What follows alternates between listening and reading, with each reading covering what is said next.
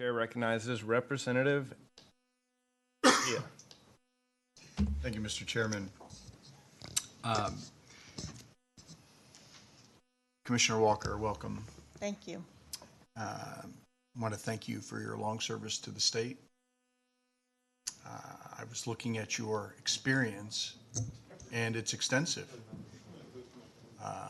You are a regulatory attorney with a very large market participant. Is that right? Yes, sir. And you were a staffer and a administrative law judge at the PUC. Is that right? Yes, sir. And you were in a senior position with the governor's office as an advisor. Is that right? Yes, sir. Okay. So I think we've got the perfect person to testify today before these committees. So I thank you for availing yourself. Because we have a lot of questions, and I think I'm going to pursue a line of questioning very similar to what you heard from Chairman Smithy. And there continue to be a lot of questions on the panel. So again, like Chairman Smithy, I just ask that you try to, as much as possible, answer the question that's asked and do so with a certain degree of brevity. I want to be respectful of the remaining questions of my colleagues, if that'd be okay. Yes, sir. Okay. And I'm going to start because ERCOT's been in the news quite a bit. They've been called out publicly. They've been sort of singled out by statewide politicians. But nobody really knows about you. So for the benefit of the 14 million Texans that were without water and the 4.5 million Texans that were without power that may have no idea who PUC is, right? Public Utility Commission of Texas. I'm going to start by asking you just some real simple questions so that people who are watching can follow along and know, right? So Commissioner Walker, you are not a statewide elected official, is that right? That's correct. Okay. And you're not a local official. That's correct. You're not a federal official. Is that right? That's correct. Okay. So you are exclusively a state appointee. Is that correct? Yes, sir. And who appoints you? Governor Abbott. Okay. The governor appoints you. And how did you become chair? Governor Abbott. The governor made you chair. Okay. And in fact, the governor appoints all 3 members of the Public Utility Commission, correct? That's correct. Okay. And as an appointee, unlike an elected official, you can't be voted out of office, right? That's correct. Okay. The only, you're not held accountable through an election of the people of Texas, is that right? That's correct. Okay. And the only way that you can leave office, I guess, is if you are removed by the governor. You serve at the pleasure of the governor, is that right? That's correct. Or you could resign. That's correct. Okay. And you're paid by the state of Texas, is that right? That's correct. Okay. And the position that you have is, as the chairperson, is the leader of the 3-board panel, right? Would you say that? That you lead the 3-board panel? You have special powers as opposed to the other 2 commissioners, correct? I believe the main power that I have different than them is to call an open meeting and to run the open meeting, but I don't know that I have any separate powers from them. It takes all 3 or 2 of us to take action. But in terms of calling a meeting and responding to a crisis, you have that power, right? Yes, sir. Okay. So I watched your testimony on the Senate side. I noted a couple of exchanges you had, most notably with a former House member, Brandon Creighton. And in that exchange, I heard a couple of things that I want to explore with you today. You articulated, and even in your opening statement today, sort of a limitation of power that the PUC has, right? And you articulated in 2 different ways. You said, we have sort of limited powers over ERCOT, and we have some limited powers with respect to the weatherization bill that we passed. Is that a fair assessment of your testimony, both on the Senate and the House side?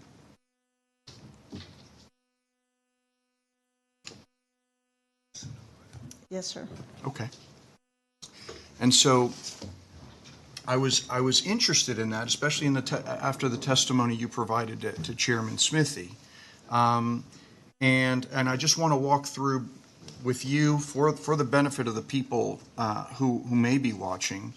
When I go to the PUC website, you can click a page about the PUC, and it provides the mission.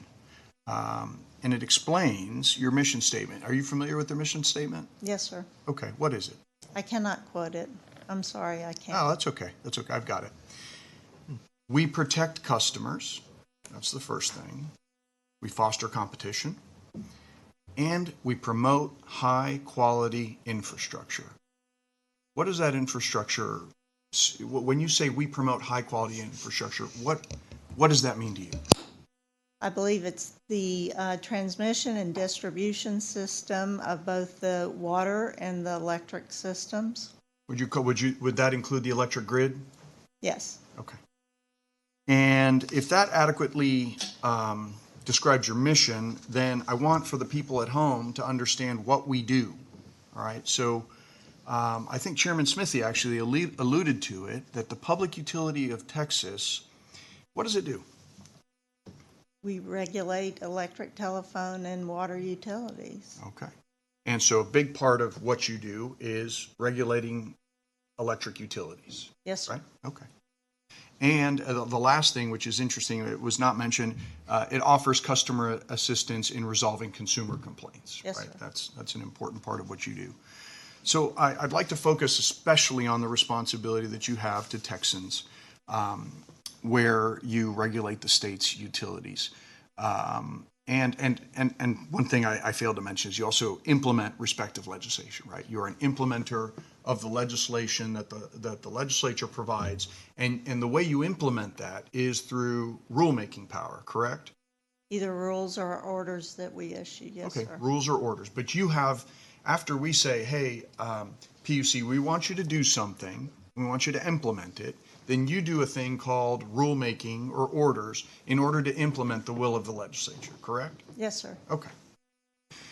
And earlier you were sort of discussing that limited authority over ERCOT, and Chairman Smithy pointed to the proper section of the, naturally he's a very talented lawyer, to the section of the utility code, which is 39.151.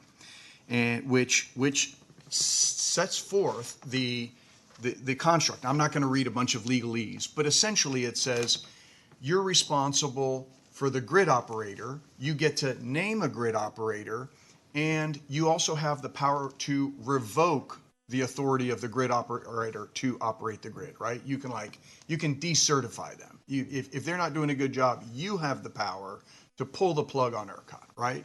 Yes, sir. Okay. And it speaks about complete regulatory authority over Oversight. complete regulatory authority to oversee ERCOT, right? Yes, sir. Not partial, complete. Yes, sir. Complete means what? Total. Total regulatory authority, right? Okay. And so you are in section 39151, it goes on to state that ERCOT is directly responsible and accountable to the PUC. Is that correct? That's correct. Okay. And the PUC has this complete, which you said total authority to oversee the budget, the finances, and the operations necessary to ensure accountability, correct? Yes, sir. Okay. And in addition to those tools that you have, the other really important function is that you get to ensure that ERCOT adequately performs its functions and duties. Correct? That's correct. What are the functions and duties of ERCOT in your mind? To do exactly what we've been discussing, is to run the electric grid, balance the electric grid, and then the payment side. Did that happen during the events of the winter storm? It happened to the degree that Mr. Magnus has talked to you about, that it happened to complete In total reliability of no lights going out, no, sir, it did not. Okay. So how do you think the Texas public No, I would assess? No, And so if the assessment of Texans, I'm glad you don't stand for popular election, by the way, because I don't know how that vote of confidence would go. But the language is really important here because it says you have to ensure adequate performance and function. Ensure. What does ensure mean to you? Make sure it happens. It has to happen, right? Yes. What happens when things are not ensured?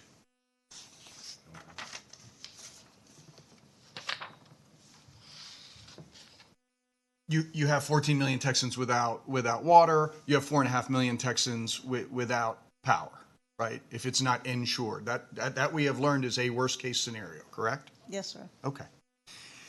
You're familiar with the ERCOT bylaws, right? Because there's been this reference by politicians that ERCOT is just this nonprofit entity way out here, really don't know what they do. They're out here on this island by themselves, and this nonprofit private entity went rogue and messed up, and so we're going to hold them accountable. Have you heard that narrative? No, sir, I have not. Okay. Let me represent to you that I have heard that narrative from politicians in this state. But you are familiar with the ERCOT bylaws, correct? Somewhat. I'm not familiar word by word, but yes, sir, I have a general knowledge of them. Because you're an ERCOT board member, correct? Non-voting, yes, sir. But you are an ERCOT board member? Yes, sir. Okay. So because you sit on the board of ERCOT, you're probably familiar with Article 2 of the ERCOT bylaws, right? Which says that the state agency that has responsibility and oversight of the activities of ERCOT is, fill in that blank. The Public Utility Commission of Texas. That's exactly right. And you said this earlier, ERCOT cannot approve its own budget without the approval of the PUC. That's correct. That's correct. That's in section 3.3. You said you have also pointed out that ERCOT may not appoint a CEO without the approval of the Public Utility Commission. Is that correct? That's correct. And unaffiliated directors, the people who were living out of town and state politicians or out of the state and some out of the country, state politicians made a lot of hay about that. Oh, they're living in Germany or Canada. Those unaffiliated directors that all resigned this week, you approved them, correct? That's correct. Okay.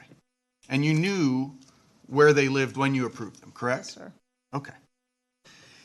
And ERCOT, when it's engaging in the appointment of its board of directors, cannot appoint a chair or vice chair, the people who just resigned, without the approval of the PUC, correct? I'm not aware of that. Okay. It's in ERCOT bylaws, Okay. section 4.4. Okay. Okay. And ERCOT cannot remove a director of the board or even a segment alternative, which is another fancy name for other board member that is not an unaffiliated director, right? Without the approval of the PUC. Is that correct? If it's in there, that is not how it functions. Okay. It's in section 4.5 of the ERCOT bylaws.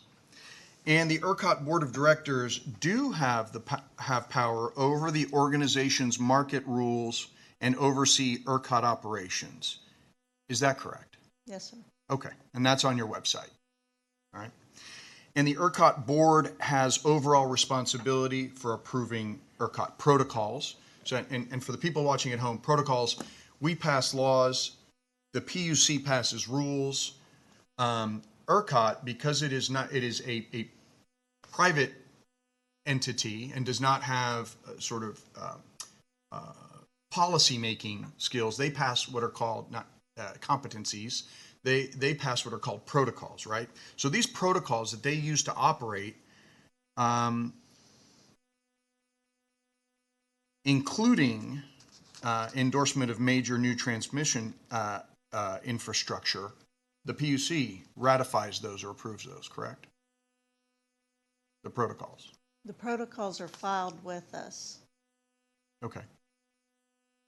But do you have responsibility for approving these ERCOT protocols? I don't believe we approve them when they're filed with them. They're filed with us. So we got this from the ERCOT website under About ERCOT, News and Publications, and News Releases, okay? So you all put out a news release in 2009 that had this exact language in it. Okay. Okay. So is it true that you, as the chair of the Public Utility Commission of Texas, in fact, not only serve as an ex officio, which is a fancy word for non-voting board member, but you go to all the meetings, correct? Yes, sir. Okay. And since you were appointed chair of the PUC by Governor Abbott, how many meetings have been called of the ERCOT board? They're typically quarterly or every 2 months. So there've been 20. And do you know how many you went to of the total of 20? Every single one of them. Well, we counted 19 out of 20. That's almost a perfect score. Okay. But if you say 20, I'll take your word for it. We counted 19. So since you've been chair, you go regularly to the ERCOT board meetings. You observe all of the boards. They don't ever kick you out of the room, do they? Do they ever say, hey, we're going into executive session on something and kick you out of the room, unless it's litigation that you may, or a case that you may serve as an appellate body on, right? That's correct. That's the only time you would ever leave the room. That's correct. And they don't muzzle you. They say, hey, you're non-voting. You can't deliberate, right? You're able to deliberate. Yes. And you're able to speak and object. Yes, sir. And you're able to raise concerns. Yes, sir. And you're able to tell them they're doing a bad job or doing something wrong, correct? Yes, sir. Okay. So I want to jump really quickly and revisit that Title II of the Utilities Code, again, Section 39151D, because it states that, quote, the PUC may take, well, it uses different terms, but I'm plugging in the PUC and I'm plugging in ERCOT where it talks about independent operator and it talks about the commission, okay? If you just grant me that liberty. It says the PUC may take appropriate action against ERCOT if they do not adequately perform their functions or duties or do not comply with this section, including decertifying ERCOT. And this is really that you talked about decertifying before, or assessing an administrative penalty against ERCOT, correct? Yes, sir. Have you ever assessed an administrative penalty against ERCOT? I have not since my term, and I'm not aware that the commission has. We couldn't find one. We couldn't find one. So, just to be clear, if ERCOT was not fulfilling its obligation to the people of Texas, could the PUC take action? Yes, sir. Okay. And I'll move on because I think we understand that your powers are really not as limited as either was represented on the Senate side or maybe you led us to believe in your opening statement. It seems to me comprehensive and, as you said earlier, total, right? So I wanna explore now Senate Bill 1133 because there's been some discussion of it, and I'm really not. I do not believe that Senate Bill 1133 was as optional potentially as some might suggest. And you also said Senate Bill 33 didn't give you the express authority that you needed, despite all of this authority and language that I just quoted to you, right? You believe, and you represented to us that maybe 1133 didn't give you as much authority as you needed, okay? So let's talk about that storm 10 years ago. And I know you weren't on the PUC 10 years ago. What were you doing 10 years ago? I was working at CenterPoint Energy, working the storm. So you were in the industry. You remember the storm very, very well. So you were at CenterPoint, which is, I guess, in Houston, mainly in the Houston area, right? Their service territory, it was. I was here in Austin. Okay, you were in Austin. So in my district in Dallas, the average temperatures ranged from 14 to 19 degrees. And the wind speeds were over 20 miles per hour. And the wind chill factor was very, very cold. Okay? And so between February 1st and February 4th, a total of 210 individual generating units within the footprint of ERCOT experienced either outage or failure. And the loss of generation was about 4,000 megawatts, which pales in comparison to what we saw during this event, but it affected 3.2 million customers statewide. Big event, right? And so we were pretty embarrassed in the legislature. And I'm looking, there's a lot of seniority around on these committees, and many of us were here. And some of us served on State Affairs, Chairman Craddock, Dean Craddock. And so we wanted to make sure that never happened again, right? And now Commissioner Glenn Hager, who was then a state senator, we had already exported him out of the House. He carried that bill, and Representative Harless's better three-quarters was the state representative who carried it in the House. Right? You're familiar with this bill, 1133, right? I've reviewed it for this. You reviewed it for this, okay. So, that bill really sailed through the legislature. There was no opposition. And in fact, and this is really remarkable, members, because we got some members that vote no on everything. It literally went through the legislature in both chambers with not a single member voting no. Not one. Like, rarely do you see a bill. I mean, just went right through. And we told the PUC that we wanted you to identify energy risks in order to avoid not only winter weather, but also summer, right? Outages, is that correct? Yes, sir. And so, it's been suggested that we just passed a bill and sort of made it optional. But Commissioner Hager, who was the author of Senate Bill 1133, wrote an op-ed last week. Did you have a chance to look at that? I know you're probably super busy, right? He wrote an op-ed last week reaffirming the legislature's intent. And Comptroller Hager said, quote, "The intent was to identify the mistakes made in 2011 and to ensure that our power grid, including our generation capacity, was prepared for weather emergencies." Okay? Wasn't, hey, you can maybe file a weather report. PUC, we just want you to act like a file clerk or a librarian. We just want you to accept these reports, put them in a file. No, that was not the intent. We wanted, and we were telling our constituents, right, we want to ensure, right, that the power grid, including our generation capacity, was prepared for weather emergencies. And we provided the PUC with the direction to get us a report in 2012, tell us what happened. And you all did that.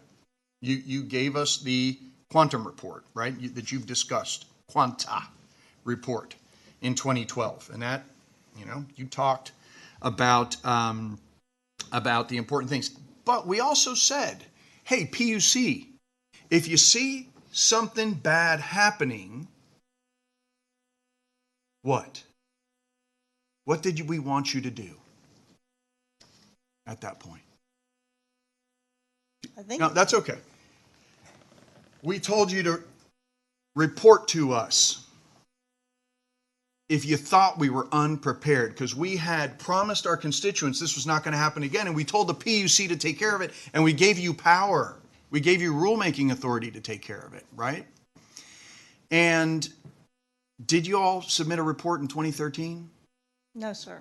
14? No, sir. 15? We haven't submitted another report. You never submitted another report to the legislature telling us, raising your hand, saying, hey, PUC says we may have a problem here. We may have a weatherization problem. You never said that to us, even though we asked you to. No, we didn't ask you. We told you to, right? And again, in 2013, we passed another important bill with respect to the Public Utility Commission. And that was a sunset bill. They all came through sunset, and Chairman Cook, who was State Affairs Chairman, Byron Cook, carried that bill, right? And we increased the PUC oversight of ERCOT. To the extent there was any doubt, we went ahead and said, hey, look, any PUC chair or commissioner, we want to erase any doubt about your authority, any sort of sense that you may not have the authority to do your job about protecting Texans, right?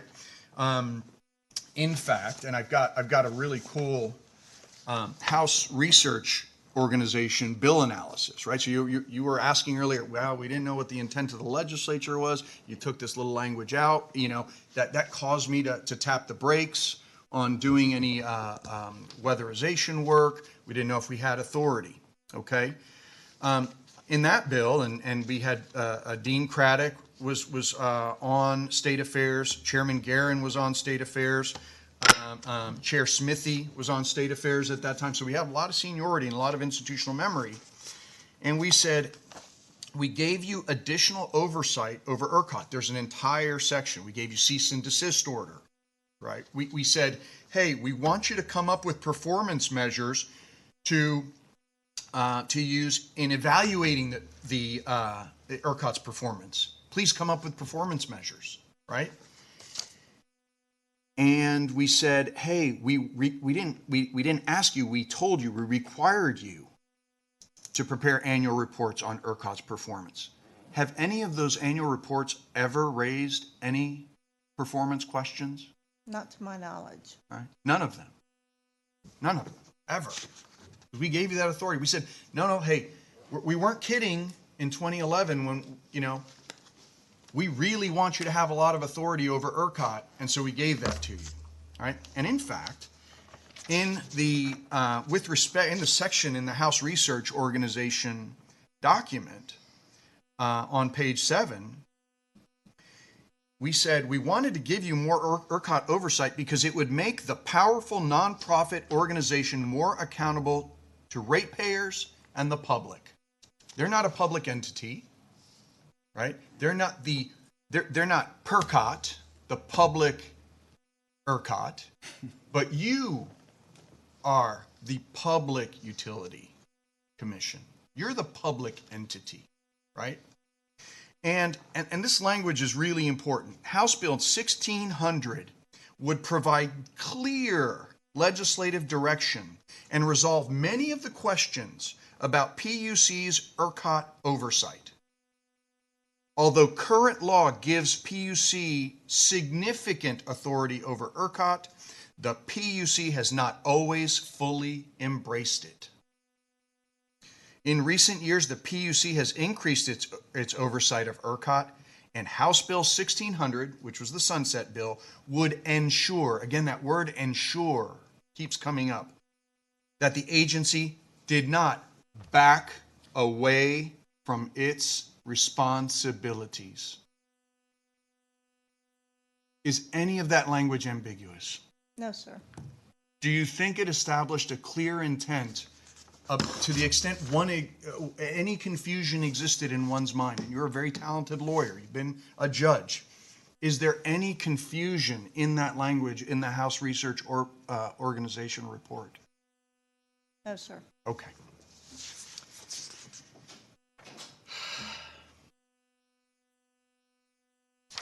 So where do we go from here? All right. I was troubled at the outset of your comments, not by what you said you were doing, because I really do believe you were trying to help out during the storm. You said you were calling generators, you were calling TDUs or poles and wires companies. You were calling the Railroad Commission. You were calling a lot of people. But there were two calls I wonder if you made. And the first one is, since you are answerable and appointed to by the governor, did you call the governor and let him know how bad it was going to be? I called the governor's office, not the governor directly. Okay. You let the governor's office know how bad this was going to be. At the time that I was talking to the governor, it was the same information that Mr. Magnus talked about earlier, and it wasn't the severity They were not predicting the severity of the outages at that time, and I did let the governor know about What day would that have been? Saturday. Okay. So you didn't have a conversation with the governor's office or the governor, despite the fact you've been working on this until, since Wednesday, right? Can I correct? Yeah, please. I was talking to them before then. I Okay. didn't have the projections that Bill Magnus had provided to me on Saturday. I had not seen those projections until Saturday. As I said previously, is I believed from my knowledge that it was going to be a really bad storm. I had not gotten the projections until Saturday to know myself what they were. Okay. So in the ERCOT deck, it says that on November 5th, the ERCOT meteorologist issued a winter outlook that said there was a, quote, very good, end quote, chance for an extreme cold weather event during the winter. And then on February 3rd, the ERCOT meteorologist warned market participants and the public of the coldest weather of the year. And the weather updates continued thereafter. So even though it was going to be an extreme weather event, and we knew that back as far as November, according to ERCOT, and market participants knew that in February, and the market was, Wall Street was reacting, and the market was reacting. I'm sure you have your finger on the pulse of the market, that this is going to be bad. When did you sound the alarm to the governor? I don't know the exact date. Okay. The second call I think you should have made, because they're not PERCOT, right? You are the Public Utility Commission, is to the public, right? We're wondering, like, who is communicating with the public? It is in your mission, Chairwoman. It is in your mission to protect the public. You're answerable to, ultimately, to the public, right? It's in your name. And I know Representative Lucio is going to walk through this, but when I looked through your communications to the public, when did you make your clarion call to the public that we had a major problem and people were likely to die? When did that happen?